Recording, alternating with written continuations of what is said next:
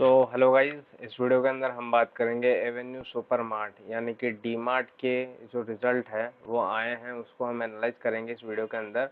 और मतलब basically D mart ने कोई भी कॉन कॉल नहीं करी है, तो हम ओनली जो पीपीटी है उसी को एनालाइज करने की पूरी पूरी कोशिश करते हैं। ये जो कंपनी है डी मार्ट, तो डी मार्ट के अंदर हम क्या करेंगे, H1 को भी कंपेयर करेंगे और क्वार्टर 2 को भी कंपेयर करेंगे। तो दोनों के ही रिजल्ट हम यहाँ पर इस वीडियो के अंदर देखेंगे। तो दोनों को हम साथ में लेते हुए चलते हैं। तो इस वीडियो के अंदर हमें क्या क्या मिलेगा, एक तो बिजनेस ओवरव्यू यहाँ पर मिलेगा, दूसरा हमें ऑपरेटिंग और फाइनेंशियल जो समरी है वो हमको यहाँ पर मिलेगी।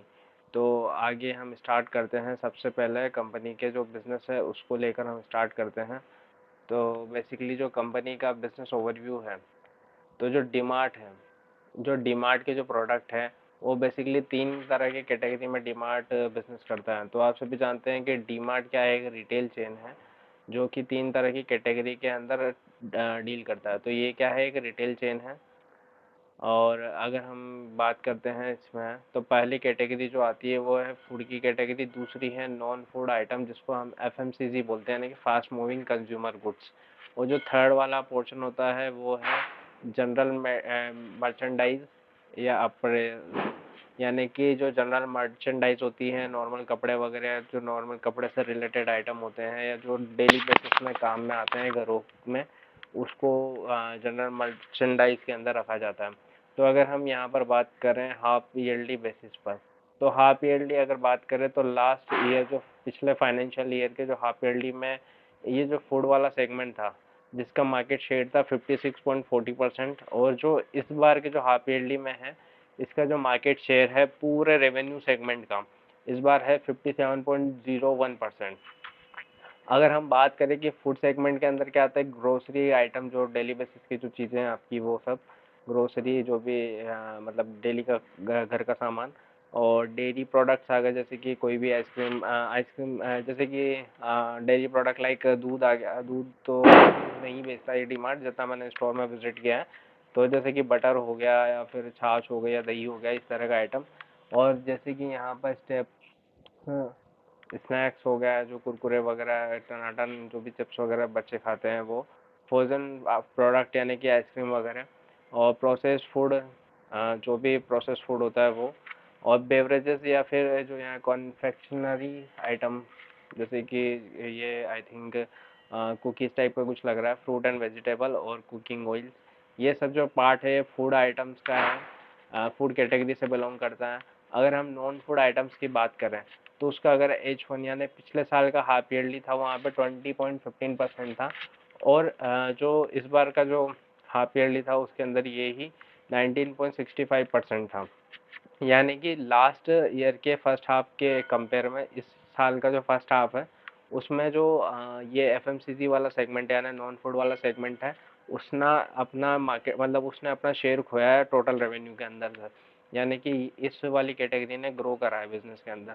इसके अंदर अगर हम देखें तो होम केयर के आइटम आते हैं, दूसरा जो पर्सनल केयर के आइटम है, टॉयलेटरीज आती है, और अदर जो भी आइटम जो भी घर में काम आते हैं वो सब इसी का पार्ट है।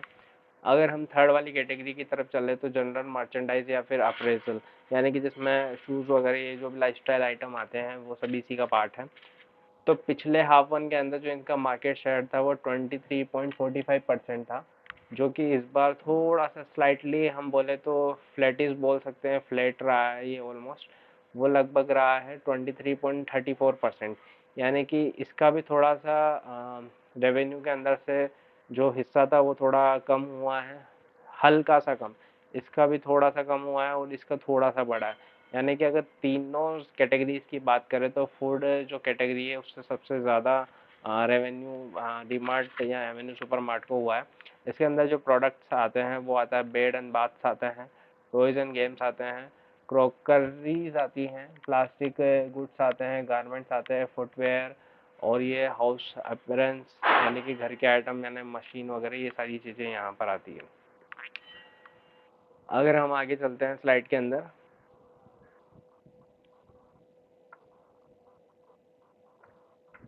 तो अगर हम कंपनी के एक्सपेंशन के पॉइंट ऑफ व्यू से बात कर रहे हैं, तो थोड़ा सा मैं इसको स्लाइड को छोटा कर लेता हूँ।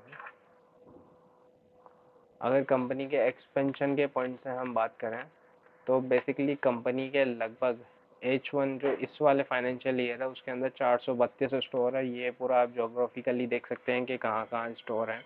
और जो पिछला फाइनेंशियल ईयर था उसके अंदर 377 थे। अगर देखा जाए तो रफली लगभग अगर हम देखें तो 45 स्टोर के समथिंग की यहाँ पर ग्रोथ हुई है as compare to last financial year के फर्स्ट हाफ के कंपेयर में। अगर हम इसको आगे बात करें सिटी वाइज, तो सिटी वाइज अगर हम बात करें जो कंपनी है उसका जो डी मार्ट रेडी करके जो है उस सेगमेंट की बात करें तो पहले ये अवेलेबल था 2016-17 के अंदर एक सिटी जो कि बॉम्बे के अंदर था। फिर लास्ट ईयर में 24 सिटीज़ में था और अभी 19 सिटी के अंदर अवेलेबल है। यानी कि पहले से ये भी देखा जाए तो कम हुआ है, जो कि ये फोकस करता है जो लार्ज टाउन्स होते हैं, बड़ी बड़ी सिटीज़ हैं, उनको ये फोकस करता है। अगर हम आगे इसमें बात करें तो स्टोर वाइज अगर हम बात करें इसको कंपेयर करें कि लास्ट ईयर का जो फर्स्ट हाफ था उसमें 12 स्टोर एडिशन हुए थे और टोटल स्टोर बने थे 377। और इस बार के जो इस फर्स्ट हाफ के अंदर जो स्टोर एडिशन हुआ है वो 17% का हुआ है, जो कि लगभग बनता है 432 के समथिंग अभी है। अगर यहाँ पे देखा जाए तो ये FY25 में टोटल 50 स्टोर है और ये फर्स्ट हाफ में 12 स्टोर थे। यानी कि जो सेकंड हाफ था उस सेकंड हाफ था यानी H2 था उसके अंदर कंपनी ने अगर ये 50 12 है तो लगभग लगभग यहाँ पर 38 स्टोर को ऐड किया है। तो पॉसिबिलिटी है अगर यहाँ पर केवल H1 और H1 के बेसिस पे बात करें तो ये पहले से तो ज़्यादा है।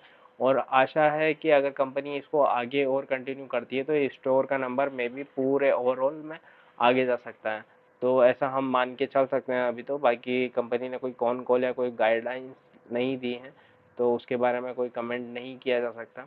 अगर हम ऑपरेटिंग और फाइनेंशियल समरी की बात करें तो यहाँ पर हम स्टार्ट करते हैं इसको।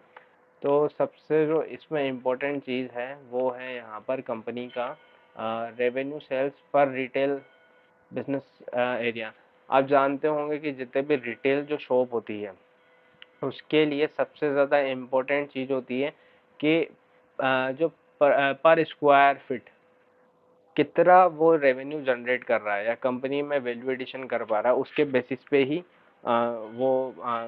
उसके बेसिस पे आइडेंटिफाई होता है कि वो जो रिटेल है वो कितना ज़्यादा ग्रो कर सकता है। तो अगर हम यहाँ पे बात करें लास्ट ईयर का जो फाइनेंशियल ईयर था उसके अंदर जो Q2 था उसके अंदर लगभग 8,582 रुपये पर सेल्स थी पर स्क्वायर फिट में।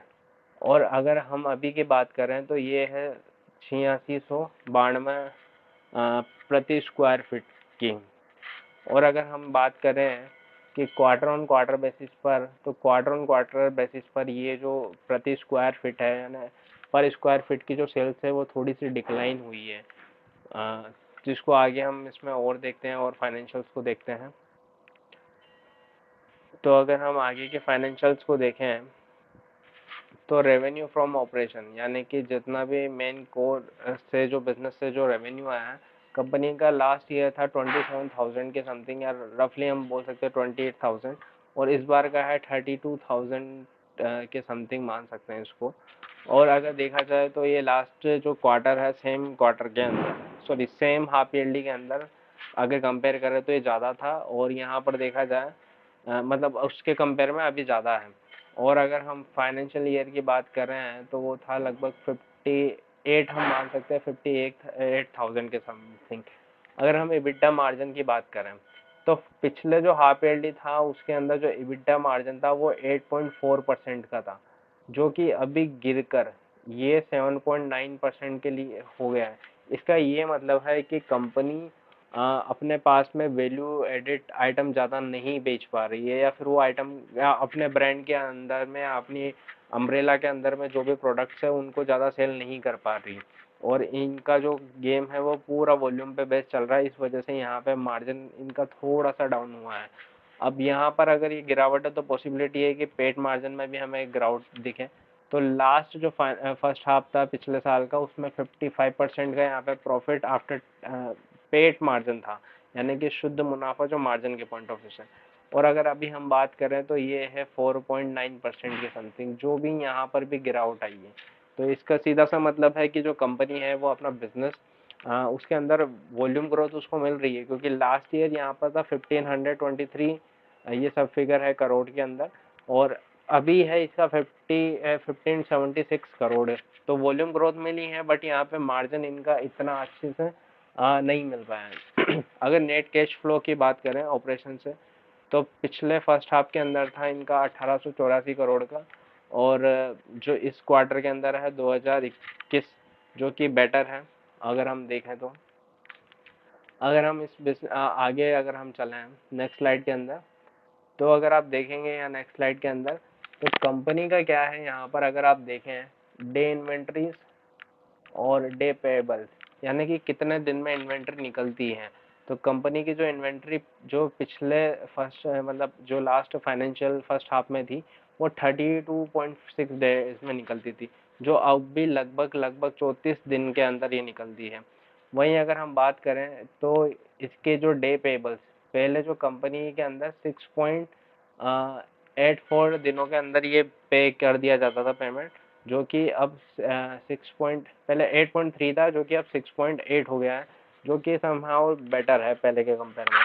अगर डेब्ट टू इक्विटी की बात करें, तो पिछले जो फर्स्ट हाफ के अंदर कंपनी के ऊपर कर्जा था मात्र 553 करोड़ का, और अगर हम अभी के बात, और जो था लगभग 0.03 टाइम्स, मतलब जितना कंपनी के पास इक्विटी है उसके कंपेयर में जो कर्जा है, यानी डेब्ट टू इक्विटी रेशियो था पहले 0.03, जो कि अभी ये इसमें कर्जा भी बढ़ा इस फर्स्ट हाफ के अंदर, और जो डेब्ट टू इक्विटी है वो 0.06 है।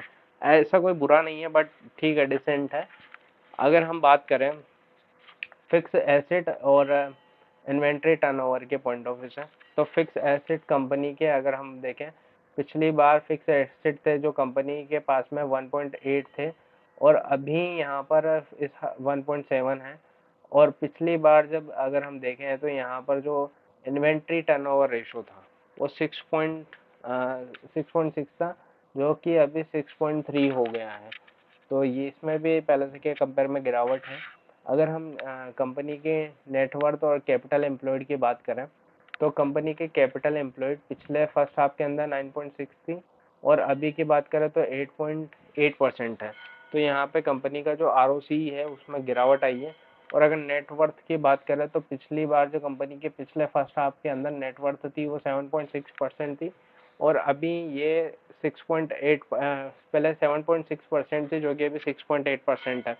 तो यहाँ पर भी कंपनी की जो नेटवर्थ है उसमें रिटर्न ऑन नेटवर्थ में गिरावट आई है। तो बेसिकली अगर देखा जाए तो it's all about the result of DMart, जो कि एक बड़ा जाइंट है, और लगभग अगर देखा जाए तो कंपनी करीबन 2 लाख करोड़ की एक कंपनी है। तो 2 लाख करोड़ की कंपनी, ये इतना बड़ा जाइंट है, और इन्होंने कोई कॉन कॉल नहीं करी है, कोई गाइडलाइंस इन्होंने नहीं दी है। तो 2 लाख करोड़ की इस कंपनी के लिए सबसे ज़्यादा डिफ़िकल्ट होता है कि इसका जो बेस है वो काफ़ी बड़ा है, और मार्केट के अंदर इसको बहुत सारे जो वैल्यू रिटेल वाले कंपनीज़ है वो वहाँ से इसको बहुत कंपटीशन मिल रहा है। तो देखते हैं कंपनी का आगे क्या होता है। बाकी कौन कॉल कुछ है नहीं, तो ऑब्वियसली मैं ज़्यादा कुछ एनालाइज नहीं कर पाऊँगा। ओनली पीपीटी अवेलेबल थी हमारे पास में, तो जिसका मैंने आपके सामने रिव्यू कर दिया है। और इन वीडियोस को बनाने में थोड़ा एफर्ट लगता है, तो I hope you understand. Please इस चैनल को सब्सक्राइब कीजिए, अपने फ्रेंड्स के साथ में जो इन्वेस्टिंग वगैरह करते हैं उनके साथ में शेयर कीजिए। I will try my best कि मैं कंटिन्यूटी बनाए रखूँ इस चैनल पर। Thank you for watching this video.